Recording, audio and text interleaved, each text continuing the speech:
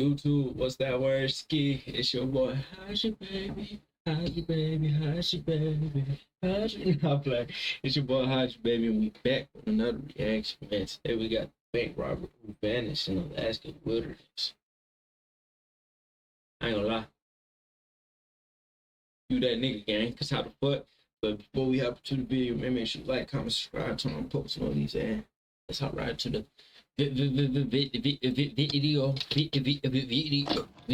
You're watching Northern Crime.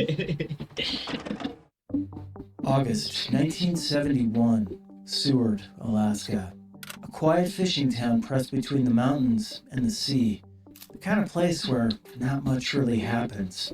That is until the day three men decided to change that.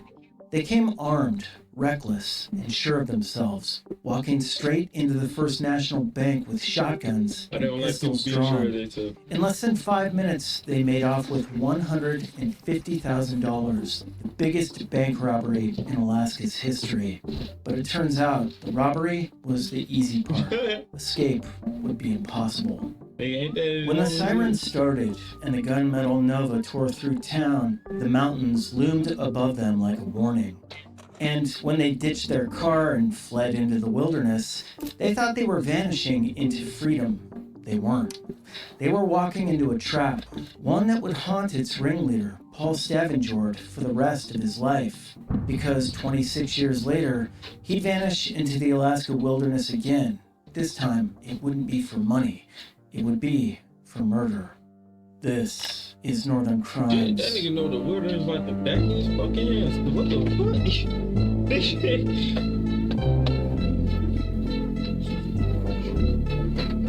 And now we hop into the video, watching the reaction. They keep up this on me. They sucking my dick up. My bad. Nigga patrolling this. I tell you, I need this little hand and a bottle of Patron and a In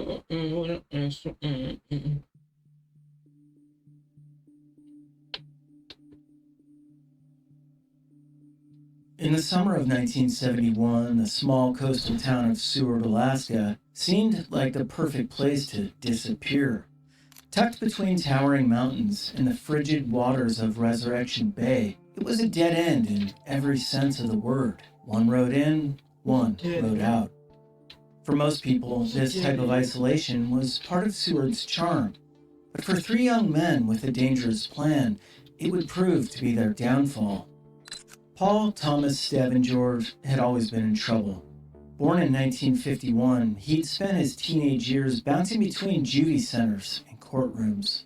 By age 20, he was already a seasoned criminal, with a rap sheet that read like a cautionary tale. Breaking and entering, car theft, armed robbery. Paul had tried it all, but nothing had prepared him for what he was about to attempt.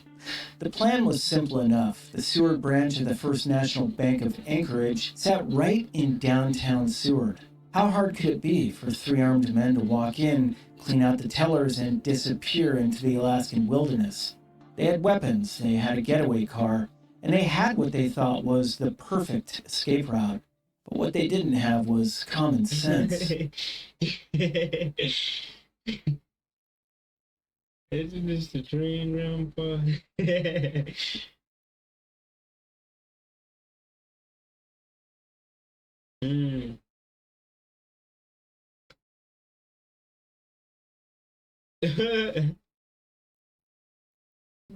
On August 4th, 1971, at exactly 2:30 in the afternoon, Paul Stavanger and his two accomplices, Robert Garner Jett and Randall Morris Simmons, walked through the front doors of the Seward Bank. Each man carried a weapon. Jett positioned himself at the entrance with a shotgun, while Stavanger and Simmons, both armed with pistols, commanded the employees and customers to lie face down on the floor. The robbery unfolded with terrifying efficiency. The trio forced the bank manager to open the vault, stuffing cash into a large rubberized bag. Their haul was massive, $150,000, equivalent to over $1 million today.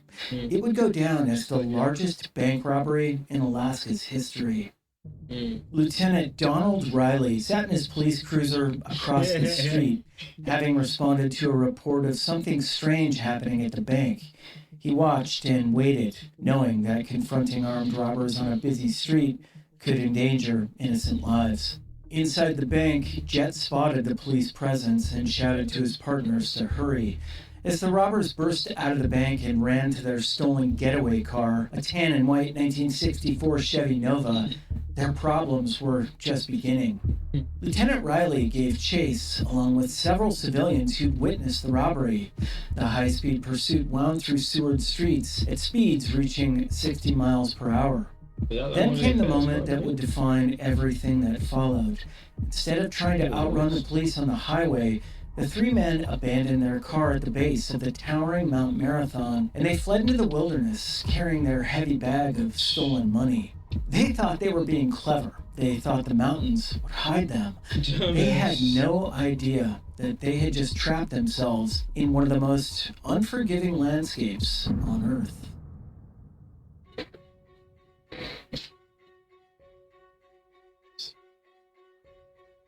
So the Kenai Mountains surrounding Seward present extreme hazards to those lacking proper preparation and equipment. The steep ravines, thick brush, loose rock, and treacherous terrain have claimed the lives of many experienced hikers and mountaineers.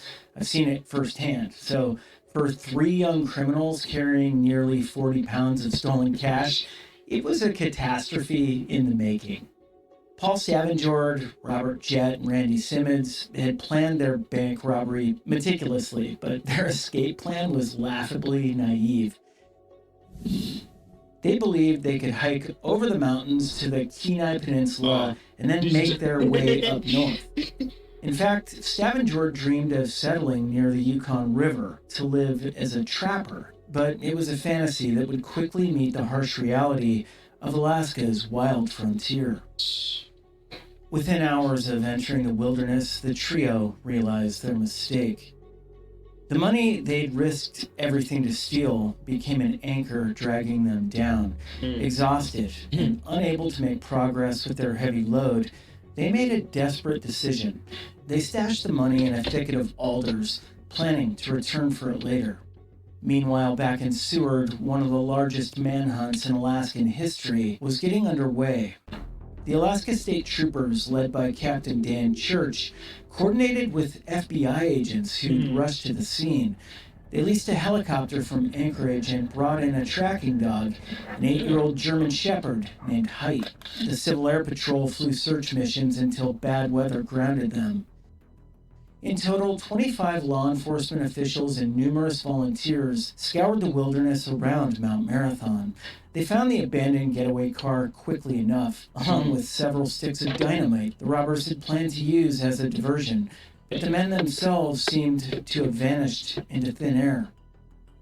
The decision to split up came on the evening of August 5th, after spending a cold, miserable night on the mountain. If they couldn't escape together, maybe individually they could blend in with the population and find a way out of town.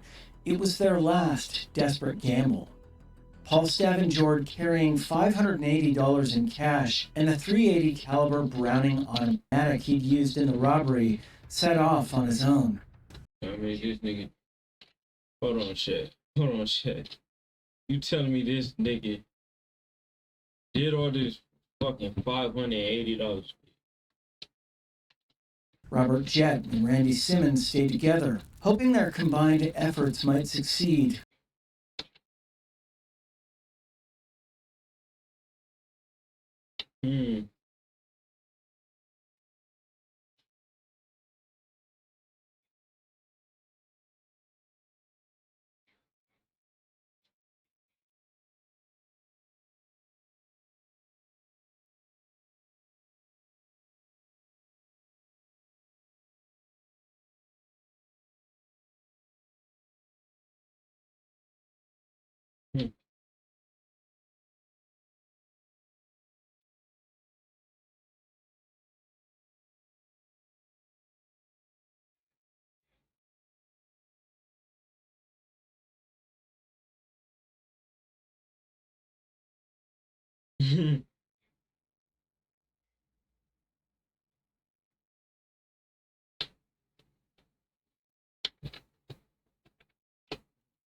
where the group had failed.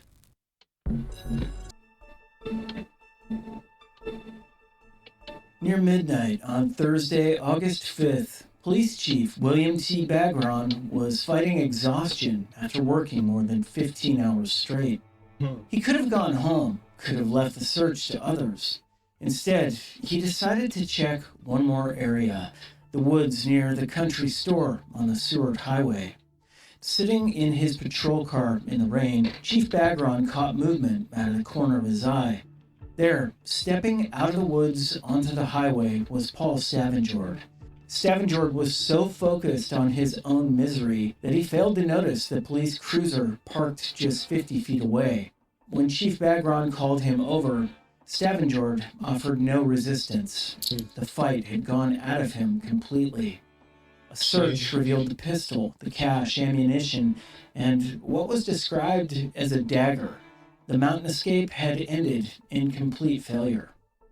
With Paul Stavengerd in custody, the net quickly closed around his accomplices. The authorities now had a name, and with the name came a criminal history that led them straight to Robert Jett and Randy Simmons. Jett and Simmons had stayed together after the split, but they too were cold, hungry, and desperate when they finally gave up on their mountain escape and returned to Seward. The exact details of their capture vary. Some reports say they were trying to mingle with other citizens. Others claim they were seeking help getting out of town. And one colorful account has them captured at a local diner while eating chili.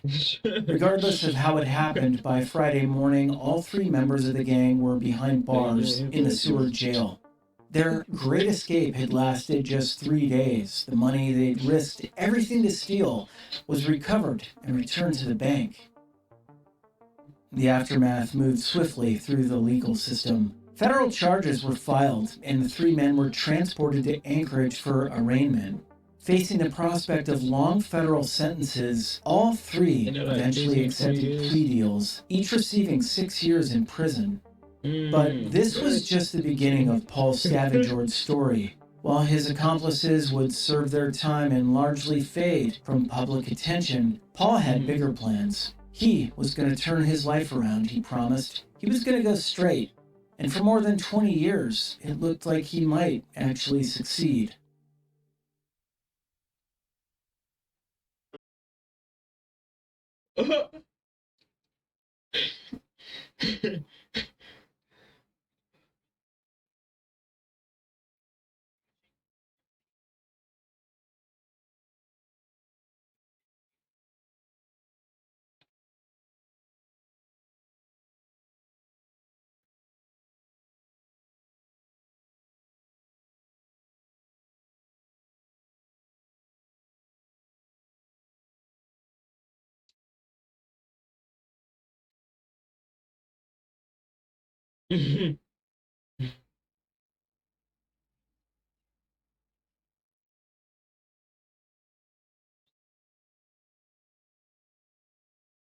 My bad, chat. My bad. They got another ad coming. My bad.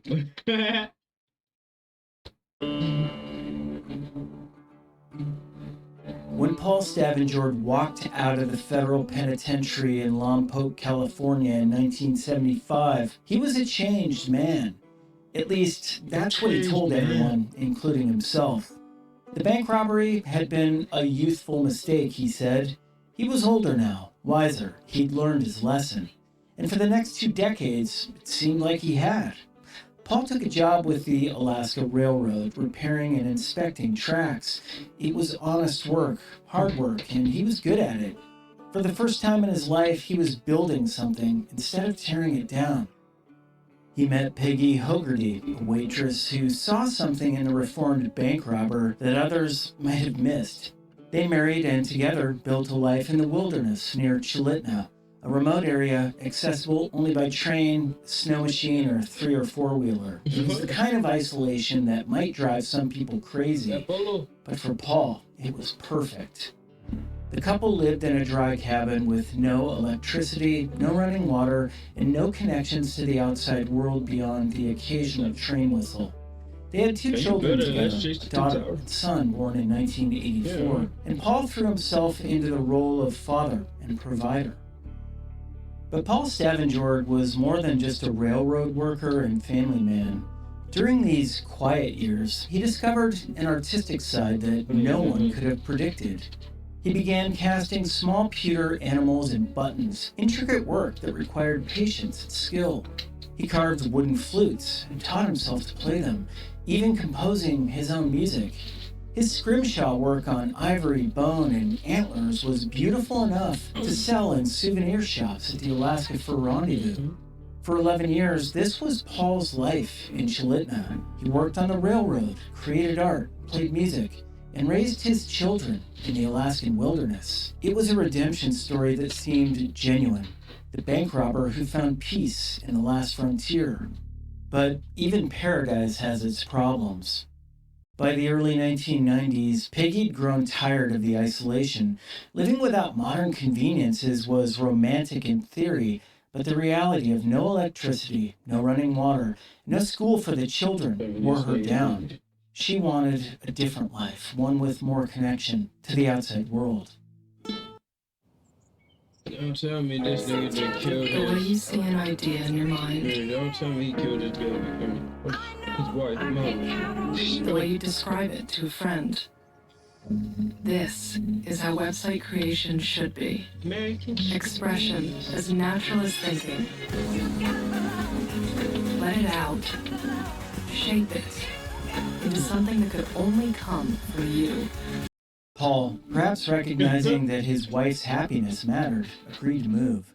They bought 2.5 acres in Trapper Creek and built a cabin with a generator for electricity, though still no running water. Paul even took on additional work, caring for special education children during their school bus rides.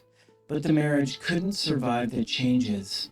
In 1991, Paul and Peggy separated and divorced. Peggy gained custody of both children, and Paul found himself alone for the first time in nearly 2 decades. The divorce was amicable. They remained friends, and Paul stayed active in his kids' lives. But during the divorce proceedings, Peggy told the court that Paul hadn't supported her emotionally or financially. While she washed dishes and cleaned houses to supplement their income, he lost money working on his crafts. It was a harsh assessment, but the split remained friendly. Still, Paul seemed to be managing. He had his art, his music, his relationship with his children. He'd successfully stayed out of trouble for more than 20 years. The bank robber who'd once made headlines was now just a middle-aged man trying to make his way in the world through honest work and creative expression. But then came Memorial Day weekend, 1997.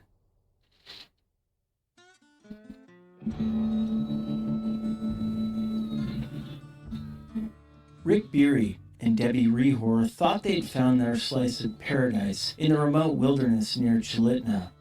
Rick, a 48-year-old electrician and Vietnam vet, had inherited land homesteaded by his father. Debbie, 40 years old, worked in customer service for the Matanuska Electric Association. Together, they'd built a large cabin on the property, their dream retirement home where they could escape on weekends. Their cabin was 8 miles from the park's highway, accessible only by a four-wheeler in the summer and snow machine in the winter. Their nearest neighbor, approximately 1 mile away, was Paul Stavengerd. It should have been a peaceful arrangement, two parties living quietly in the vast Alaskan wilderness. But tensions had developed between the neighbors. Rick and Debbie suspected Paul of stealing fuel from their cabin. When Rick sold Paul a cellular telephone antenna, Paul helped himself to a cable that wasn't part of the deal. When Rick demanded $50 for the cable, Paul cut it into pieces before returning it. Rick also suspected Paul of taking a snow machine and a .22 caliber rifle from their property. Now, Rick Beery was a big man with what's been described as a hot temper, and he confronted Paul about the thefts. But the issues were never resolved, and the bad blood between the neighbors continued to fester. Memorial Day weekend, 1997, was supposed to be a quiet getaway for Rick and Debbie. Rick headed to the cabin a day early, and Debbie followed on Friday after work. She parked near the park's highway, where Rick met her on his four-wheeler, and together they headed to the cabin. Both planned to return to work on Tuesday, but when neither showed up, their employers and co-workers found their absence strange. Debbie's boss contacted her brother, Don Tidwell, and the alarm bells immediately went off. His sister was reliable, responsible. She would never disappear without a word. Don rushed to the remote cabin to check on Rick and Debbie. What he found there was deeply troubling. The couple's 2 dogs were locked inside the cabin, obviously unfed for days. They'd gone to the bathroom inside and were clearly distressed. Don knew his sister and brother-in-law would never abandon their pets. Fearing the worst, Don walked to Paul's cabin to ask if he'd seen Rick and Debbie.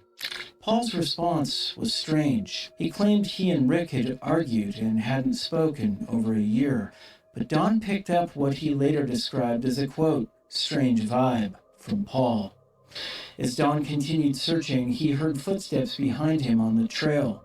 Turning, he saw Paul Stavengerd following him, claiming he'd decided to join the search. The encounter left Don deeply unsettled. He was convinced Paul knew more about Rick and Debbie's disappearance than he was admitting. That night, Don stayed in Rick and Debbie's cabin with his gun nearby, certain that something terrible had happened to his relatives. On Wednesday morning, Don contacted the Alaska State Troopers and reported Rick and Debbie missing. The troopers responded immediately, and what they found confirmed Don's worst fears. Bro, ain't no fucking way, bro. We care. They thrive. You Infant feel me? child care at Ain't no La fucking Petite way. Academy. Enroll now. And they ain't trying to give a nigga a skit. Rick Beery's body was discovered on May 29th in a creek 2 miles from his cabin, 200 feet from his abandoned four-wheeler. He'd been shot in the head, execution style, at point-blank range. There was no sign of Debbie, and her four-wheeler was missing. A week later, on June 5th, Alaska State Troopers made another grisly discovery. Debbie's body was located downstream from Rick, partially covered with grass and tree limbs. She was naked from the waist down and had been shot in the head. Hold on, bro. An autopsy revealed she'd been subjected to rough assault around the time of her death. The evidence painted a horrifying picture. This wasn't a robbery gone wrong or a neighbor dispute that had escalated. This was cold-blooded murder preceded by violence. Paul Stavengerd initially tried to establish an alibi, claiming he'd been in Fairbanks during Memorial Day weekend. He provided detailed information about restaurants where he'd eaten and gas stations where he'd stopped. But when investigators followed up, nothing checked out.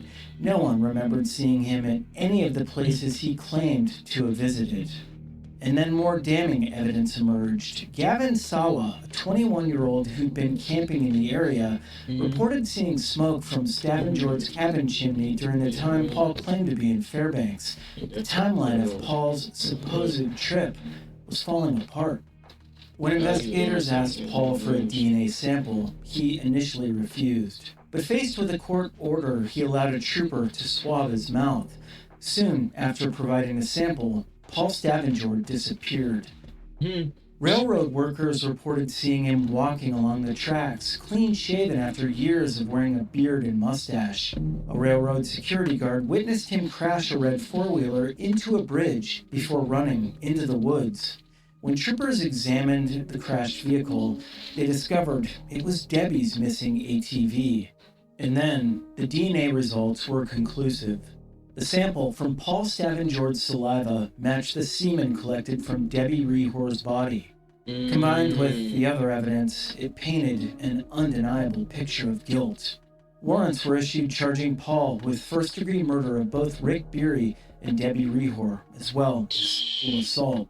But Paul Stavengerd had vanished into the same Alaskan wilderness that had defeated him 26 years earlier during his bank robbery escape attempt. This time, however, he was better prepared. Paul had spent decades living in the wilderness, learning its rhythms and secrets. The manhunt that followed was one of the most intensive in Alaska's history, but Paul remained elusive for over a month. Finally, on July 12th, nearly 7 weeks after the murders, Paul Stavengerd called his attorney, Carmen Gutierrez, and arranged to surrender. He met with her in Anchorage before turning himself in to the Alaska State Troopers. Paul's explanation for his weeks in hiding was straightforward. He'd returned to his cabin twice during the manhunt, once to retrieve Debbie's four-wheeler, and again after the search had moved to other areas. When the security guard had waved at him, Paul thought he was a trooper and panicked, crashing the ATV and fleeing on foot. He then made his way to Fairbanks, staying there for a week, and then traveled south to Homer, where he camped for 2 weeks before finally returning to his cabin and deciding to surrender.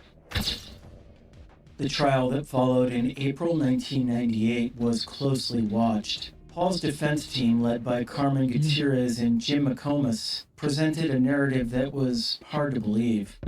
According to their version of events, Rick Beery had surprised his wife and Paul during a consensual sexual encounter in the wilderness. Paul claimed Rick started shooting when he discovered them, accidentally killing his own wife. Paul then shot Rick in self-defense.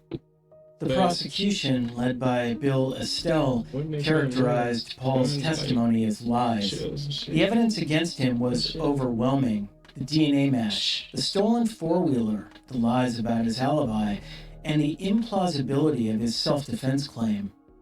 In a bizarre moment during the trial, Paul's attorneys asked him to play the same song on his flute that he claimed to have played for Debbie before the alleged encounter. The judge dismissed the jury for this performance.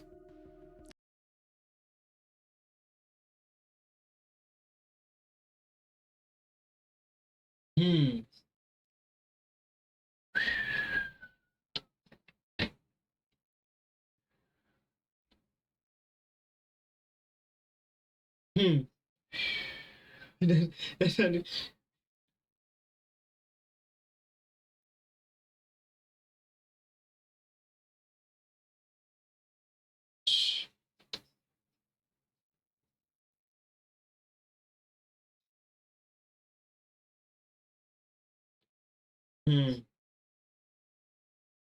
Whatever happened to Robert and them niggas? My bad. It's about his story, not.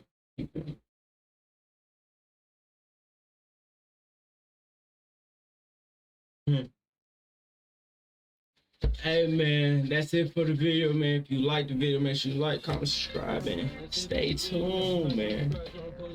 Stay tuned.